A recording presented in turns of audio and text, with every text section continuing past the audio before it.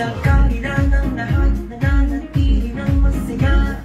Ngiti sa'yo ka, buhay ko'y kumpleto na. Kahit sino ka man, ang kwento mo'y mahalaga. Hatid namin lagi saya, saan mang dako ka pa.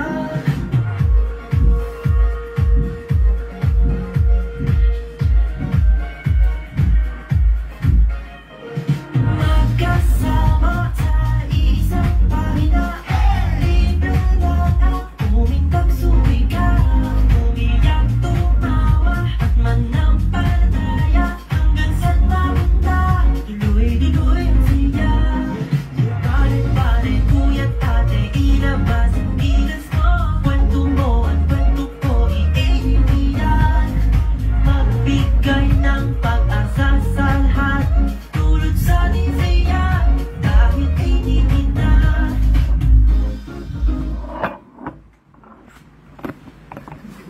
Good evening! Welcome! This is your show, This is your live AGT Editing Ghost Topic Season 7. episode 40. And today is May 27, 2025. And it's a Bible Tuesday na. Uy, kumusta, Anje? Okay na okay, Tata Bert. Kayo po? Ay, okay na okay din. Okay, very good yan. At good evening po sa ating mga viewers. Kamusta po ang inyong gabi? Nayinig po ba kayo kanina? Grabe. Oo nga. Hindi ko naramdaman yung lindol na yung kanina. Siguro hindi ko alam. Nasa jeep nga siguro ako nung Baka kanina. po. Kaya hindi ko masyadong naramdaman yung pag-uga po ng lupa. Yan. Okay po. Grabe kami, Tata Bert. Talagang, ano yun? Talagang gumanong kami sa Andre. Woo! Opo, para nasa ride. Ayan. And second day din ngayon ng NCAP. Ano ba yung Tata Bert? Sorry. Yung no contact contact. apprehension.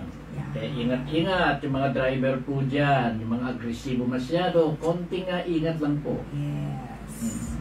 Baka mamaya malaman nyo na lang, hindi nyo alam, nagbibilang na kayo ng mga violations. Correct po. Oo.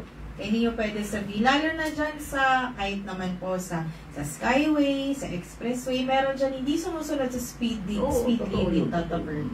Pero nako, kahit sabi ko minsan, alam, hindi sa baka pwede, nako, hindi pwedeng ganon. Hayaan nyo na sila ang mahuli. Malalaman nyo na lang na may violations pala kayo, kala nyo wala.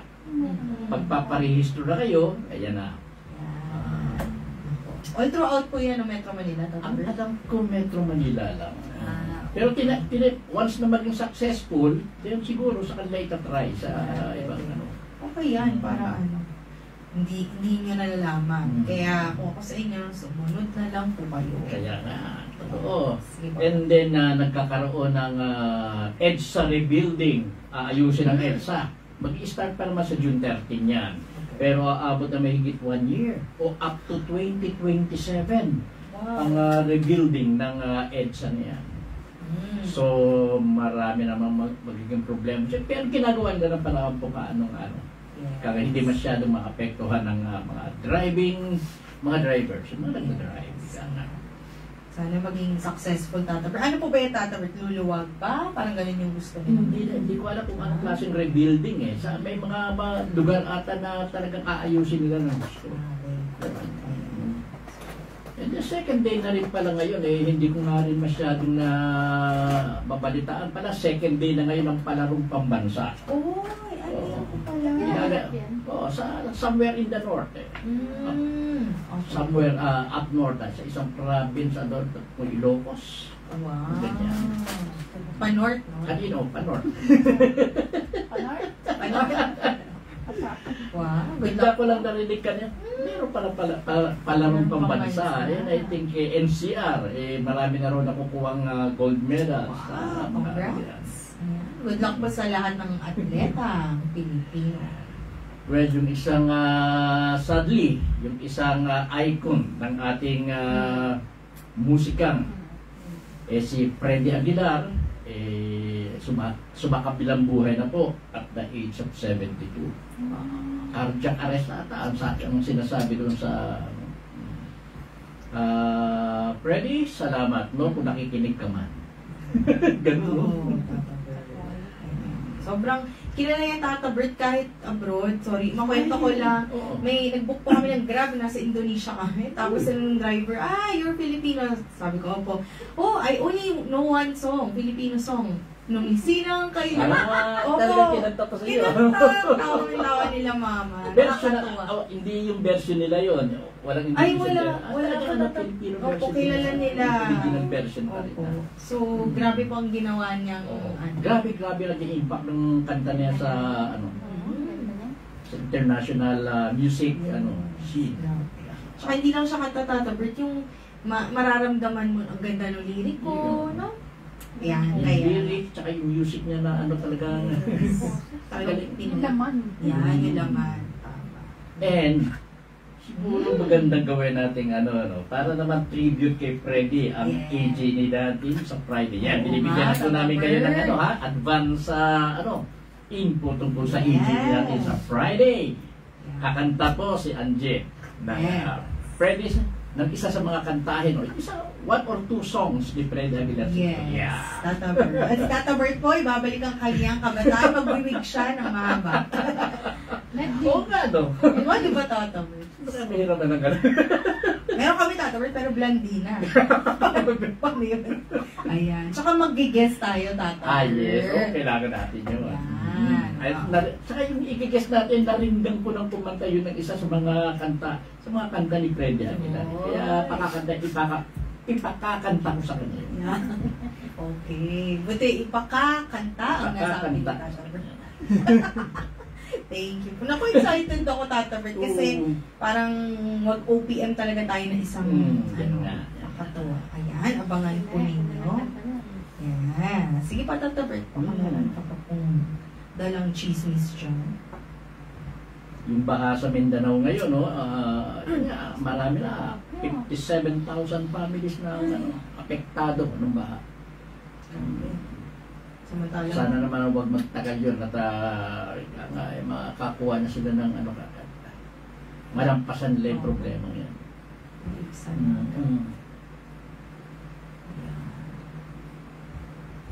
At yung nga pala, isa pang pahapyaw na balita kaninang narinig ko, yung dumarami ata ang may rabies nagiging biktima ng rabies Tata Bert, grabe Eh, po. 22,000, 2,200, 22,000, kinagdat ng Bakit po kaya, Tata Bert? Ay, di ba uso-uso ngayon ng may mga par babies, yung mga ganyan. Sa bagay, may mga eleksyon naman yan, hindi natin alam Yung iba siguro, nakakalimutan na Pa-vaccine. yung nila. Ganyan. Nakakita ko po ang video, Tata Bert. Ganun, sorry po, first time ko nakakita ng nakigana siya, tapos talagang nakatali. Oo. Talagang akala mo yung parang nakagat ng zombie. Ganun yung... Ganun yun nga Pag umakita sa brain yung infection, yun ang problema. Talagang irreversible yun. Ay, ako po. So please double check, Yes, vaccine. oo, Hindi totoo. lang po nung alaga ninyong aso, yung kayo po mismo. Kasi yung iba, nakaschedule, nakakalimutan yung bumalik sa RITM. Ay, naku po talaga. Ay, naku po. Sana wala, hindi na po tumaas yung numero ng nakagat. Bigla nga rin ako, ganun karami. Grabe. Or, ako po. Bakit biglang dami? Anyway. Kasi, pwedeng na tao na baka may virus mismo yung mga aso. Kung ganyan din po kalala. Kasi ngayon lang naman po naging siya. Nakaraang taon. Wala na. Alam pang Ngayon lang nabalita ng ganyang karami. Ingat talaga, ingat po. Ayan. Okay po. Ano pa po ba tatawag? So, parang yun lang ang nakalap kong balita. Nakalap, tama Yeah. Nakalap na balita. Nakalap. Ayan. Tapos sa tabi sa EDSA po, alam ko, dahil nga sa rebuilding, may mga coding silang So, syempre may mga negative comments, may positive comments, di naman po mawawala. Alin yung uneven scheme na? Uneven na may days mismo. So, MWF, ang mga may odd number coding. Pero mag-start pa ata June 16, di ba? Opo, June June 16 pa. yan. Magkakaroon nata ng 1 month na parang dry run. Dry run. Okay po. Ayun. So, Sana naman maging maganda yung mga programa nila na yan at maging maayos. Hindi maging chaotic. magkaisa din po lahat ng mayor per city para lahat tayo may may contribution po kayo dyan. Ayan. Marami na ba na nonood sa atin, Jake? Yes, Patata Bird, 4,000. Batiin ko lang po. Ang walang, ano po ba to? Wala, mali. Hindi ko na, may rabies na rin po, hindi ko na. Walang tatalo po. Ayun, na number 1 fan natin si Miss Linda Omania. Ayan. Wala ako. Ayan. Si Ate Marina Espadilla. Hi, Marina. Miss Lourdes Valmores. Tita Helen Tolentino. At si Kuya Joseph, no, makikita niyo po sa Webes. Ayan. Si Mamita. Nag-comment po si Mamita. Sabi niya, kadalasan summer kasi ng mga bata, bakasyon, mga naglalaro daw po sa kalye. Kaya, Yes. Tama nga. aso. Tama ka dyan. Mga ascals. Yes. May tama ka. Ayan po. Yun lang, yung iba watching Patata Bird at di na po na. Minsan nga may nakita ako na isang, yung nagkakariton. Opo. Yung pa, may mga karton-karton siya, mga dalaga na pamulot niya. Tapos, may nakatali doon sa karton niya siguro nung binila ko 5 aso. Huh? Yes. Dala-dala niya. Oh, hila-hila talaga. Kawawa naman ito tao na ito, pinoproblema. Hindi pa ba niya pinoproblema yung pagkain niya? Tapos may 5 aso na ano? May nakita ko dyan, eh. Usually yung Patata Bird, yung mga ganyan, yung nagkakariton, yung mga taong nirasa, sila yung maraming alagang aso. Siguro doon nila nakukuha yung company. Pwede. Dahil iniiwasan sila ng tao.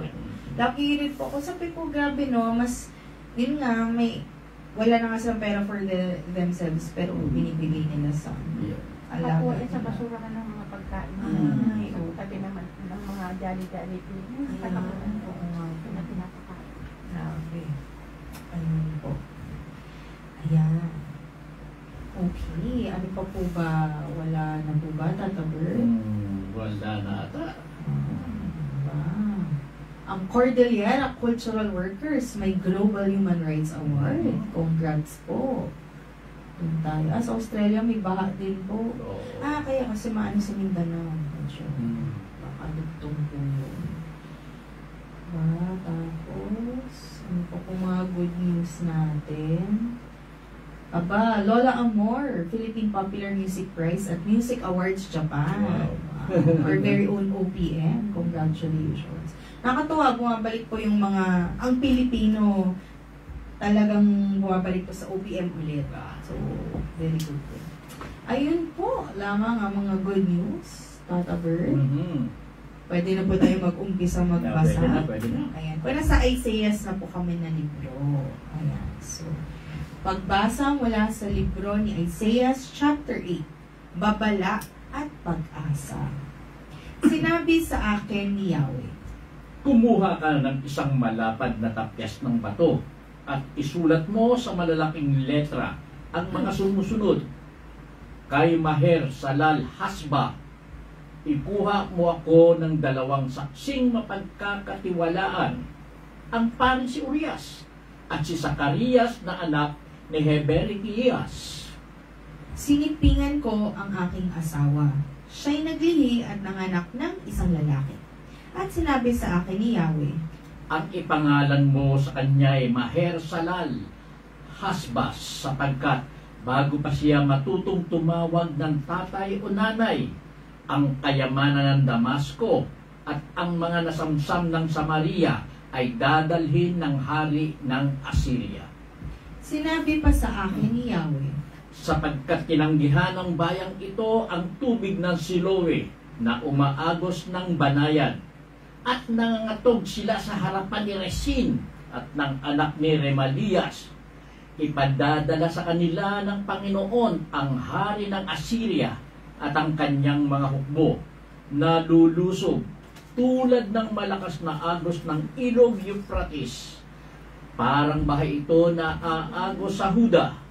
Tataas ang tubig ng hanggang leeg at lalaganap ito sa buong lupain. O Emmanuel. Magsama-sama man kayong mga bansa ay mawawasak din kayo. Makinig kayo, mga bansang nasa malalayong dako. Maghanda man kayo sa pakikipaglaban, ay matatakot din kayo. Magplano man kayo, tiyak na kayo'y mabibigo. Magpulong man kayo, wala ring mangyayari, sapagkat ang Diyos ay kasama namin.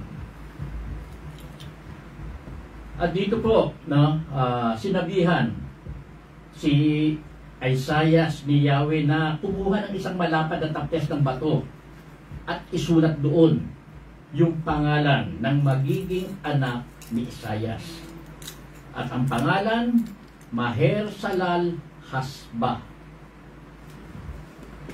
At yun nga, nung mga anak ngayong asawa ni Isaiah, ganun nga ang ilalagay na pangalan. Dahil alam ni Isaiah kasi, no, sinabihan din si Isaiah na bago matutong magsalita ng tatay o nanay yung anak niyang iyon, ang kayamanan ng Damasco at ang mga nasamsam ng Samaria ay dadalhin ng hari ng Assyria. Ibig sabihin, ang Damasco at ang Samaria ay nalupig ng Assyria. Ganun. Bago pa man matutong tumawag ng tatay o nanay yung magiging anak ni Isaiah. At yun na rin, sapagkat tinanggihan ng Juda o ng Israel yung mga payong yung mga utos ni Yahweh. Yung tubig ng Siloe rito, yan yung mga aral, utos. Tinanggihan yan. At nagbalak pa sila. Nagkaroon na parang, di bang, pagmi-meeting si Rezin, si Remalias, at ang hari ng Huda. Yun. Magsasama-sama sila para harapin yung Assyria. Pero, ipadadala sa kanila ng Panginoon ang hari ng Assyria. Lulusubin talaga sila, lalabanan sila ng Assyria. At mananalo ang Assyria laban sa tatlong puwersa na ito. Puwersa ni Rezin, ni Remalias, at ng Juda. Si Rezin nga pala, siya ang hari ng Syria. Si Remalias naman yan, anak naman niya ng isang hari na siya ang hari anak ng hari ng Israel. Nagsama-sama yan sila laban sa Assyria, pero hindi sila mananalo sa Assyria. Yan ang sinabi mismo ni Yahweh kay Isaiah. Yan magsama-sama man kayo mga bansa ay mawawasak din kayo. Makinig kayo mga bansang nasa malalayong dako. Maghanda man kayo sa pakikipaglaban ay matatakot din kayo. Magplano man kayo, tiyak na kayo'y mabibigo. Magpulong man kayo, wala rin mangyayari sapagkat ang Diyos ay kasama namin. Yan ang sabi ni Isaiah. Binalaan ni Yahweh ang propeta. Sa pamamagitan ng kanyang dakilang kapangyarihan, binalaan ako ni Yahweh na huwag kong sundan ang mga landas na dinadaanan ng mga taong ito. Sinabi niya, huwag kayong maniwala sa sabwatan na sinasabi ng bansang ito. Huwag kayong matakot sa kanilang kinatatakutan. Ngunit si Yahweh, tama ba? Ako na pala. Okay. Sorry po. Ngunit si Yahweh ang makapangyarihan sa lahat, ang dapat ninyong kilalanin bilang banal. Siya ang dapat ninyong igalang at dapat katakutan. Sa dalawang kaharian ng Israel, siya'y magiging isang santuaryo, isang batong katitisuran, bitag at patibong para sa mga naninirahan sa Jerusalem. Dahil sa kanya, marami ang babagsak, mabubuwal at masusugatan. Marami rin ang masisilo at mahuhulog sa bitag. Yan, sinabihan nga ni Isaiah, yung mga taga-Israel, na huwag maniniwala doon sa sabwatan ng bansa noong Syria, noong Juda at ng Israel. Yung tatlo niya nagsama-sama. Huwag maniniwala. Hindi malakas ang puwersa nila niyan dahil kaya silang talunin ng puwersa ng Assyria. Sa dalawang kaharian ng Israel, siya ay magiging isang santuaryo, isang batong katitisuran, Si Yahweh kasi ay isang santuario. Santuario, kung susundin nila yung ni Yahweh, yung kung magbabalik lingkod sila o muli silang sasamba kay Yahweh, si Yahweh ay magiging santuario nila. Pero isang batong katitisuran kung lalabagin nila yon. Dalawang ibig sabihin nitong bitag at patibong para sa mga naninirahan sa Jerusalem. Yan nga, dahil sa kanya marami ang babagsak, mabubuwal at masusugatan. Marami rin ang masisiro at mahuhulog sa bitag dahil sa ginawa nilang paglayo kay Yahweh. Babala laban sa pagsangguni sa patay. Ingatan mo at pagtibayin ang mensaheng ito para sa aking mga alagad. Maghihintay ako kay Yahweh na tumalikod sa sambahayan ni Jacob, at sa kanya ako aasa. Ako at ang mga anak na kaloob sa akin ni Yahweh ay palatandaan at sagisag sa Israel, mula kay Yahweh na makapangyarihan sa lahat na naninirahan sa bundok ng Zion. Kapag may nagsabi sa inyo, sumangguni kayo sa mga espiritu ng namatay at sa mga manguhula, hindi ba dapat sumangguni ang mga tao sa kanilang Diyos at patay para sa mga buhay? Ganito ang inyong isasagot. Nasa inyo ang aral at tagubilin ng Diyos. Huwag kayong makikinig sa mga sumasangguni sa espiritu. Ipapahamak lang kayo ng mga iyon. Yan ang warning na sa mga taga-Israel ni Isaias. Huwag maniniwala, huwag kukonsulta sa mga manghuhula kung anumang mga bagay na pwede nilang pagingian ng maling payo. Maling payo ang may bibigay sa kanila. Andiyan naman si Yahweh. All they need to do is sundin si Yahweh at huwag silang bibitaw kay Yahweh. Ang problema, matigas talaga ang ulo. Kala nila buo ng puwersa nila dahil 3 silang puwersa na lalaban sa Assyria. Yun.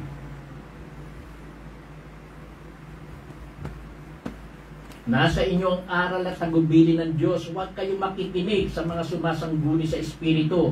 Ipapahamak lang kayo ng mga iyon. Yan ang warning talaga ni Isaiah sa kanila. Panahon ng kaguluhan. Maglalakbay sila sa lupain na pagod at gutom na gutom. Magwawala sila dahil sa gutom at susumpain ang kanilang hari at ang kanilang Diyos. Titingala sila sa langit at igagala nila ang kanilang mata sa lupa. Ngunit wala silang makikita kundi kaguluhan at kadiliman. Isang nakakatakot na kadiliman kung saan sila itatapon. Ganun talaga ang mangyayari sa mga taga-Israel, sa mga taga-Huda, dahil sa mas pinili nila yung labagin nila si Yahweh. Ganyan talaga mararamdaman at may experience nila. Ganyan ang kanilang mararanasan. Sa akin, Tata Bert, yun nga, tama yung sinabi mo, yung pagkakataon na pwede na sila dumiretso kay Yahweh, di ba? Parang, tapos may propeta pang ganyan. Minsan magtataka bakit hindi pa rin nakinig. Yun na nga, katigasan ng ulo nga nila. Talaga. Ito po ang salita ng Diyos. Salamat sa Diyos. Chapter 9. Paghahari ng prinsipe ng kapayapaan. Ngunit napawi ng dilim sa bayang matagal nang namimighati. Noong mga nakaraang araw, inilagay niya sa kahihiyan ang lupain ng Zebulun at ang lupain ng Neftali.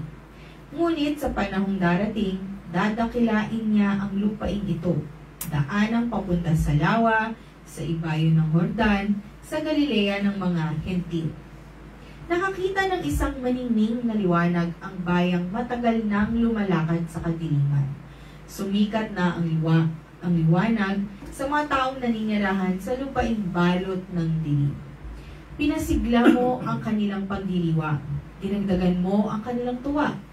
Nagagalak sila na parang panahon ng anihan at parang mga taong naghahati-hati sa nasamsam na kayamanan. Sapagkat binali mo ang pamatok ng kahirapan at mga bigatin sa kanilang balikat ay pinasan. Pamalo ng mga api iyong binali tulad sa Midian na iyong ginapi. Ang panyapak ng mga mandirigma at ang lahat na kasuotang tigmak sa dugo ay susunugin. Sapagkat isinilang ang isang sanggol na lalaki para sa atin. Ibibigay sa kanya ang pamamahala at siya ay tatawaging kahanga-hangang tagapayo, makapangyarihang Diyos, walang hanggang Ama, prinsipe ng kapayapaan. Magiging malawak ang kanyang kapangyarihan at walang katapusang kapayapaan ang ipagkakaloob sa trono ni David at sa kanyang kaharian. Itatatag niya ito at pamamahalaan na may katarungan at katuwiran mula ngayon at magpakailanman. Isasagawa ito ni Yahweh na makapangyarihan sa lahat. Yan ang propesya na naman tungkol kay Kristo po yan, no? Dito naman, yung pamimigati ng mga taga-Israel, kasama na nga yung tribu ni Zebulun at ni Nephtali, talagang daranas naman sila na hindi maayos. Pero sinabihan din naman sila na darating ang panahon na may isisilang na isang bata na siyang tatawagin nilang mas higit pa sa hari. Ito ang magbabago ng sitwasyon, ng kondisyon, at ng kinabukasan ng mga taga-Israel.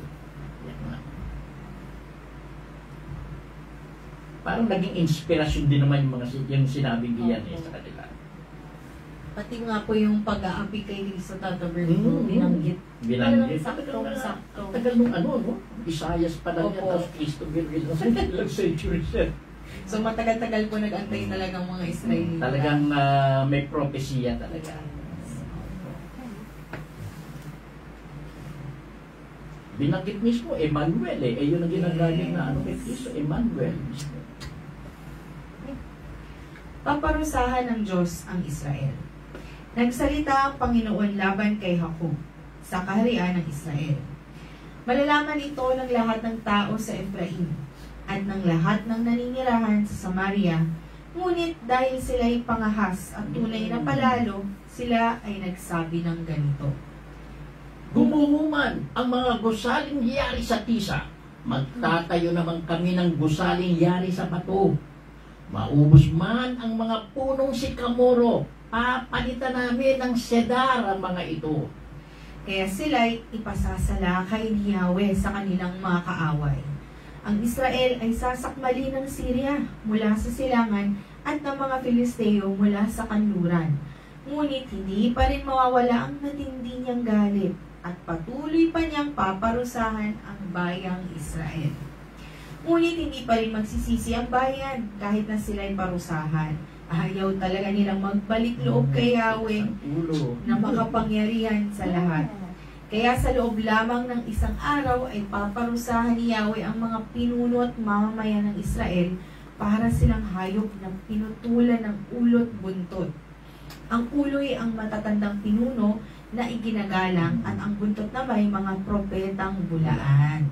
Iniligaw ng kanilang mga pinuno ang bayang ito kaya ang mga tagasunod nila ay nagkakagulo. Dahil dito, hindi kinalugdan ng Panginoon ang kanilang mga kabataang lalaki. Hindi niya kinahabagan ang kanilang mga ulila at biyuda. Lahat sila ay walang kinikilalang Diyos at masasama. Pawang kahangalan ang kanilang sinasabi. Sa lahat ng ito ay hindi mawawala ang matindi niyang galit. Patuloy niyang paparusahan ang bayang Israel. Ang kasamaan ay naglalagablab ng parang apoy at sumusunog sa mga tinik at dawag. Tutupukin nito ang masukal na gubat at papailan lang ang makapal na usok. Susunugin ang buong lupa dahil sa puot ni Yahweh na makapangyarihan sa lahat. At ang mga tao'y parang mga panggatong sa apoy at walang ititira sa kanyang kapwa. Susunggaban nilang anumang pagkain kanilang makikita, gayon may hindi sila mabubusog. Kakainin din nila kahit laman ng kanilang mga anak. Magsasagupaan ang mga naninirahan sa Manases at Ephraim at pagkatapos ay pagtutulungan ang Juda. Ngunit hindi pa rin mawawala ang matinding puot ni Yahweh. Patuloy niyang paparusahan ang bayang Israel. Kita mo nga naman yung mga pinagsasabihan niya, no? Meron pa silang ika nga, nagyabang pa. Yun. Hmm. Ay, ito. Gumuhuma, nagsabi pa sila, gumuhuma ng mga gusaling yari sa kisa. Magtatayo naman kami ng gusaling yari sa bato. Nagyabang pa ng gano'n. Maubos man ang mga punong sikamoro, papalitan namin ng sedar. Ang mga ito, dilalong nagalit talaga sila sa kanila si Yahweh. At pinasalakay talaga sila sa kanilang kalaban. Noong una, yung Syria, kalaban pa rin nila. Until such time na nagkaroon sila ng unawaan, nagkampi na.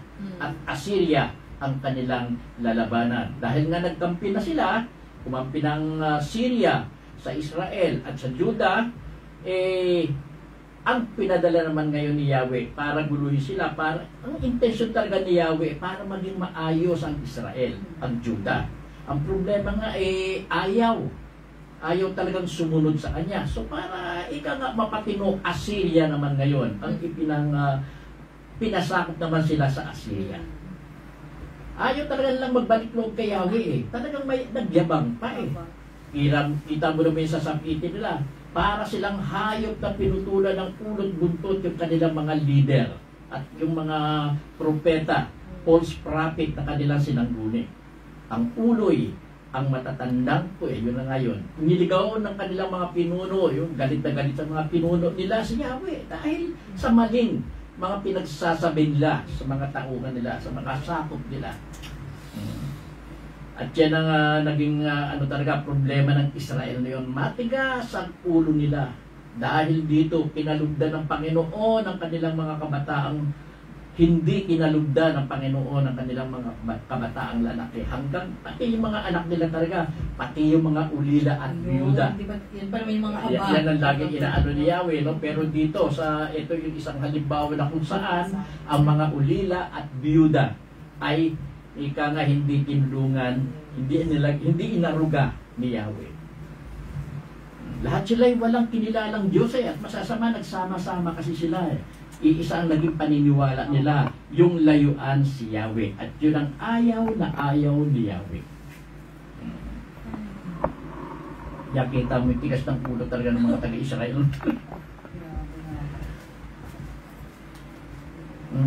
Ayun, okay na. Ito po ang salita ng Diyos. Salamat sa Diyos. Umabot pa nakakainin niyo ang sarili ninyong anak. Oo, talaga, pero mo umabot pa sa ganung punto na talagang sa umira yung tagutom, taghirap, wala na sila halos pati anak. Ano kaya luto yun? Talaga umabot sa punto na gano'n, no? Grabing gutom yun, ibig lang sabihin. Yes. Chapter 10. Mapapahamak kayo, mga gumagawa ng hindi makatarungang batas na umaapi sa mga tao, upang pagkaitan ng katarungan ang mga nangangailangan, upang alisan ng karapatan ng may hirap, at upang pagsamantalahan ang mga byuda at ulila. Anong gagawin ninyo sa araw ng pagpaparusa, pagdating ng pagkawasak, na magmumula sa malayo?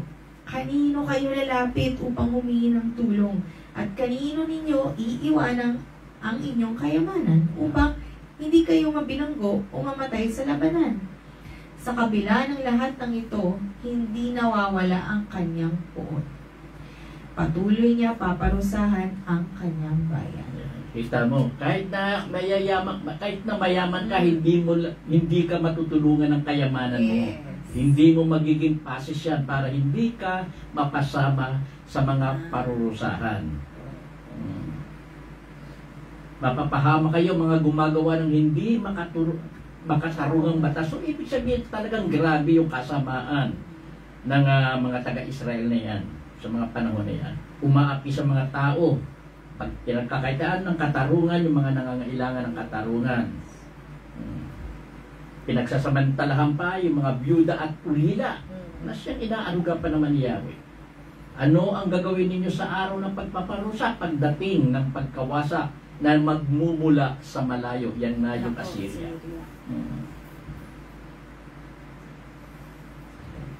Ang layunin ng Diyos at ang hari ng Assyria.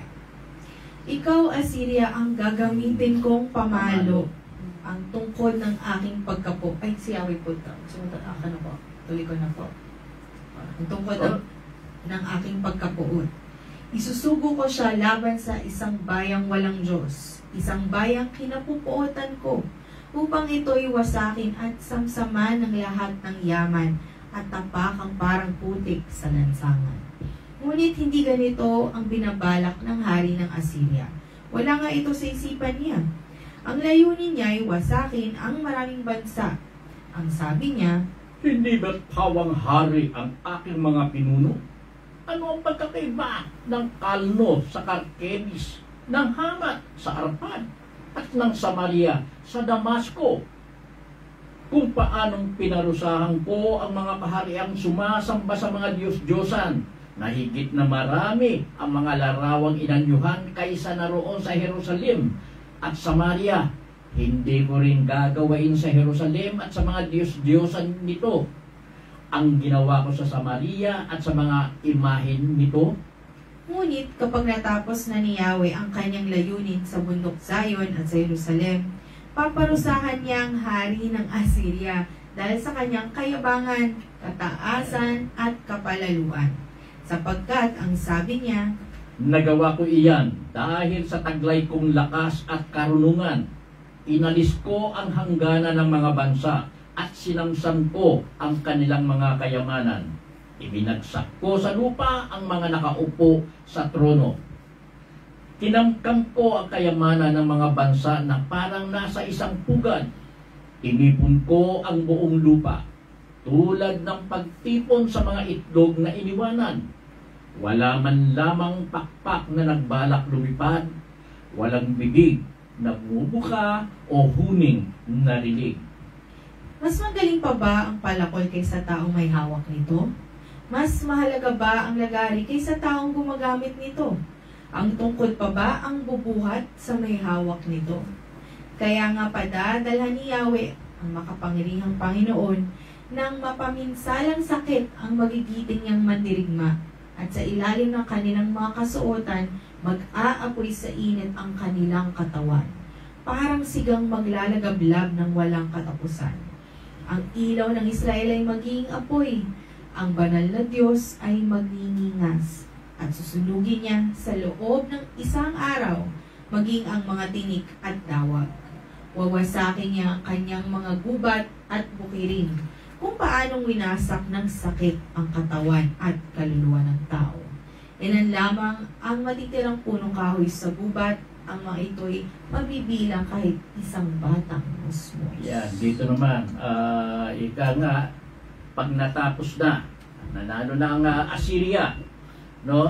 Ay hindi rin malilibre ang Assyria kay Yahweh. Parurusahan din ni Yahweh ang Assyria. Bakit kamo? Dahil sa sobrang kayabangan ng hari ng Assyria, kataasan at kapalaluan.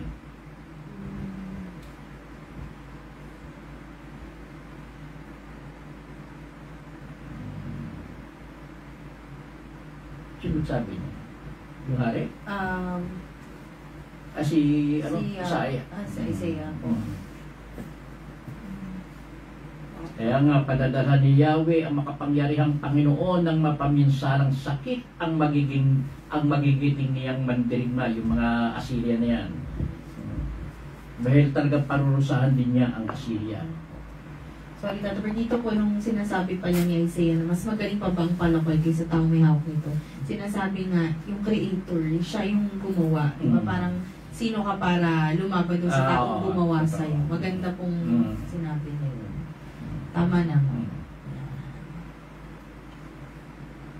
Ganun din talagang pati Assyria eh. Opo. Ang pagbabalik ng mga natirang sambahayan ng Israel. May natira pa. Oo nga po. Ganun pa rin kaano si Yahweh. Sa araw na iyon, ang matitira sa bansang Israel at Juda ay hindi na aasa sa mga nagpahirap sa kanila. Kay Yahweh lamang sa banal na Diyos ng Israel, sila mananalig ng buong katapatan. Ang mga natira sa sambahayan ni Jacob ay magbabalik sa Diyos na makapangyarihan, sapagkat kung sindami man ng buhangin sa dagat ang mga Israelita, Ilan lamang ang makakabalik. Nakatakda na ang pagwasak sa iyo ayon sa nararapat. Sa takdang panahon, ang buong bansa ay wawakasan ni Yahweh, ang makapangyarihang Panginoon. Kaya ganito ang sinasabi ni Yahweh, ang makapangyarihang Panginoon. O bayan kong naninirahan sa Sayon, huwag kang matakot sa mga taga-Assyria. Kung ikaw may hampasin nila o pahirapan tulad ng ginawa sa iyo ng mga taga-Ehipto. Sapagkat hindi magtatagal at lilipas na ang galit ko sa iyo at sa kanila ko ibabaling ang aking poot at hahaguptin ko sila tulad ng puksain ko ang mga Midianita sa bato ng Oreb. Itataas ko ang aking tungkod sa ibabaw ng dagat tulad ng ginawa ko sa mga taga-Ehipto. Sa araw na iyon, aalisin sa iyong balikat ang pahirap na ginagawa ng Assyria at wawasakin na ang pamatok sa iyong leeg. Sumalakay siya buhat sa Rimon at nakarating na sa Ayak.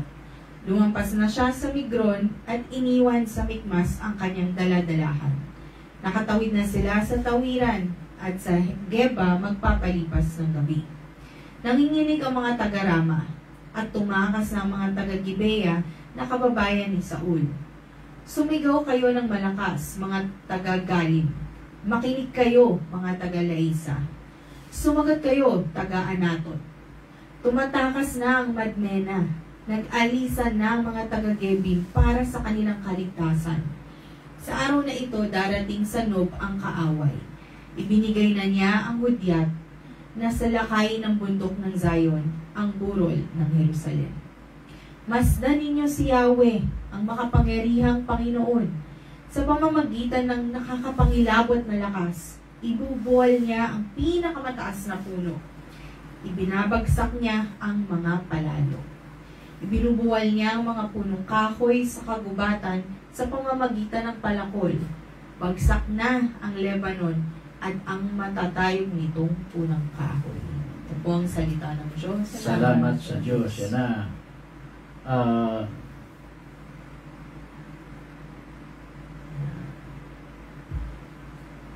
At dito, no, yung ilang matitira na mga taga-Israel, magbabalik ng kanilang paniniwala, ng kanilang pagsamba kay Yahweh. At natuwa naman si Yahweh sa bagay na iyan. At parang yan na rin ata ang nagbunsod eh. Kaya binalingan naman ni Yahweh ngayon dahil nakita niya yung pagbabalik loob ng mga natitirang Israelita, although kukonti sila, sapat na yun upang maglubag ang kanyang kalooban. At panahon na para parusahan naman ang mga taga-Assyria.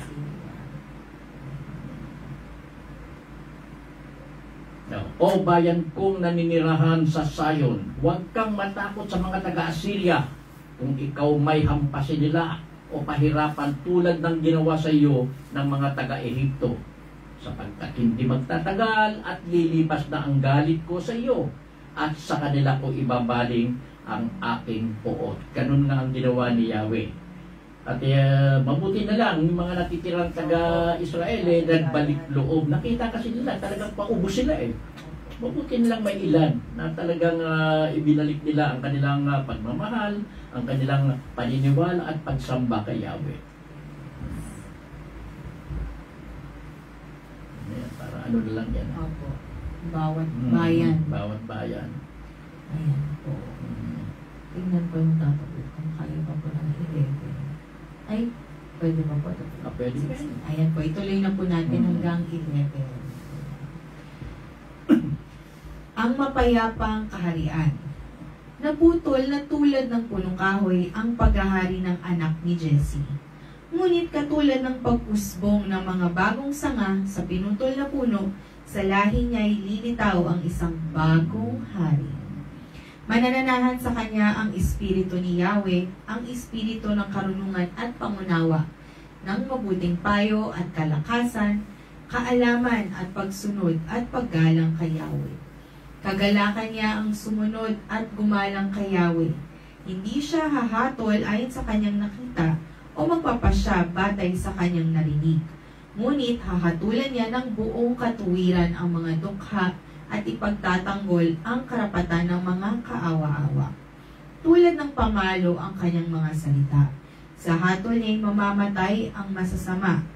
Maghahari siyang may katarungan at mamamahala ng may katapatan. Maninirahan ng asong gubat sa piling ng kordero. Mahihiga ang leopardo sa tabi ng batang kambing. Magkasamang manginginain ang guya at ang batang leon. At ang mag-aalaga sa kanila'y isang batang paslit. Ang baka at ang oso'y magkasamang manginginain. Ang mga anak nila'y mahihigang magkakatabi. Ang leon ay kakain ng damo tulad ng baka. Maglalaro ang sanggol sa tabi ng lungga ng ahas. Hindi mapapahamak ang batang munti kahit pa isuot nito ang kanyang kamay sa lungga ng ulupong. Walang mananakit o mamiminsala sa nasasaklaw ng aking bundok na pinagpala. Sapagkat ang buong mundo ay mapupuno ng mga taong kumikilala kay Yahweh, kung paanong ang karagatan ay napupuno ng tubig. Dito yung binanggit na naman po yung tungkol sa propesiya. Yung paglabas ng isang hari, ang paglabas ng isang ano ba tawag dito? ng Mesaya, no? Na siyang magpapabago ng maraming bagay para sa Israel. Magbabalik na siyang magbabalik ng katahimikan, ng kasaganahan, ng pagmamahalan at kakaunawaan sa isa't isa. Biro mo, no? Ang nakakatuwang basahin tungkol sa mga hayop na yung pagkain nila. Sama-sama ika nga walang lamangan, walang awayan, katahimikan at kaayusan ang mamamayani sa paglabas ng Mesaya na iyan. Ang pagbabalik ng mga itinapon. Sa araw na iyon, lilitaw ang isang hari mula sa angkan ni Jesse. At itong maging palatandaan para sa mga bansa. Ang mga bansa ay tutungo sa banal na lungsod upang siya'y parangalan.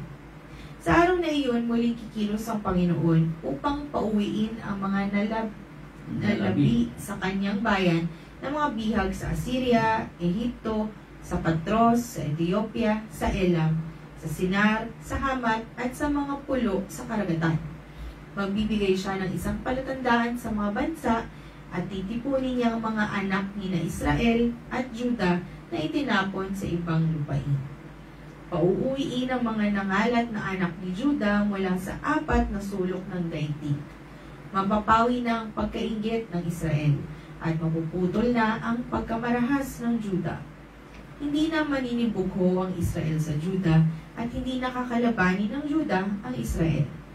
Lulusubin nila ang mga Filisteo sa kanluran at magkasama nilang sasamsamin ng ari-arian ang mga bansa sa silangan. Sasakupin nila ang Edom at Moab at susundin sila ng mga Amonita. Tutuyuin ni Yahweh ang dagat ng Ehipto at magpapadala siya ng mainit na hangin upang tuyuin ang ilog Euphrates. Ang matitira lang ay 7 maliliit na batis na tatawiran ng mga tao. At magkakaroon ng isang malapad na daan mula sa Assyria para sa mga nalabi sa kanyang bayan, kung paano ang Israel ay manadaanan nang sila'y umalis sa Ehipto. Ito po ang salita ng Diyos. Salamat sa Diyos. Yan. Magkakaroon na ng parang sort of reconciliation. Pagkakaisa ng mga naiwang natitira pang mga taga-Israel. Pati yung mga na-exile sa ibang bansa o naikulong sa ibang bansa, muling babalik yan sa Israel upang sila'y muling magsama-sama. Hindi na sila mag-aaway-away. Yung 12 tribes ng Israel na yan magsasabay at magiging isa na laban sa ibang mga bansa.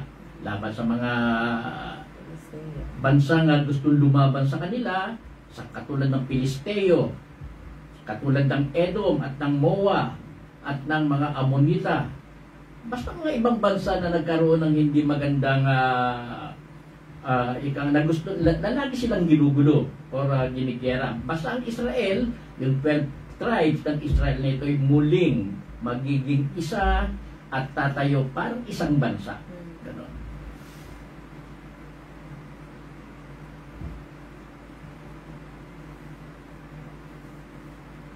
Hanggang kailan kaya yan?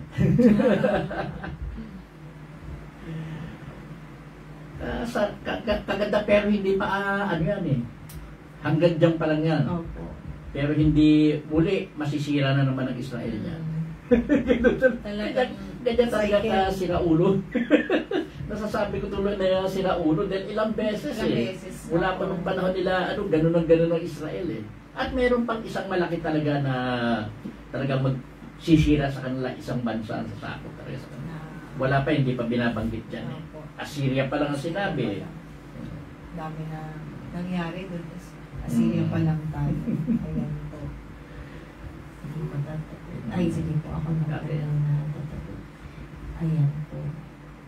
So, sa akin po, bilang tao, nandun na tayo, tanggapin natin na talagang minsan matigas talaga yung ulo natin, hindi tayo nakikinig. Kasi ma-apply pa rin po natin kahit nangyari po ito sa Israel. Ma-apply po natin sa buhay natin ngayon. Kung kayo po sa buhay niyo, lagi kayo nagtatanong, bakit ba ang hirap ng buhay ko? Bakit diba? Minsan kini-question niyo pa yung Diyos. Laging try niyo pong mag-meditate, manahimik, i-analyze yung buhay niyo. Baka naman yung mga pinipili niyong desisyon, paulit-ulit din. Kaya pare-pareho lang yung nagiging outcome po ng mga pinipili niyong choice sa buhay. Kasi doon lang naman nagmumula yun. Tingnan niyo po, ang Israel meron silang choice. Binigyan naman sila ng Panginoon eh. Kung ganitong mangyayari, pag di kayo nakinig sa akin. Pero ganitong mangyayari, pag nagbalik loob kayo sa akin. Yun lang po, dalawa. Kahit yung binasa namin, Tata Bert, ang nakaraang aklat eh. Di ba? It's a choice na susunod ka ba? Gagawa ka ba ng tama o gagawa ka ng mali?